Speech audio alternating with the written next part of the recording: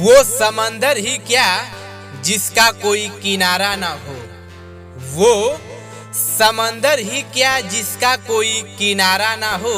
वो इबादत ही क्या, वो इबादत ही क्या जिसमें यीशु नाम तेरा ना हो। सरगम की सब धुन कानों को लगती है मधुर। सरगम की सब धुन कानों को लगती है मधुर। वो धुन ही क्या जिसमें यीशु नाम पुकारा ना हो। कहते हैं मारता नहीं सबको बचाता है, ऐ यीशु तू जहां में। कहते हैं मारता नहीं सबको बचाता है, ऐ यीशु तू जहां में। वो इंसान ही क्या, वो इंसान ही क्या जो यीशु तेरे नाम का दीवाना ना हो। जो यीशु तेरे नाम का दीवाना ना हो।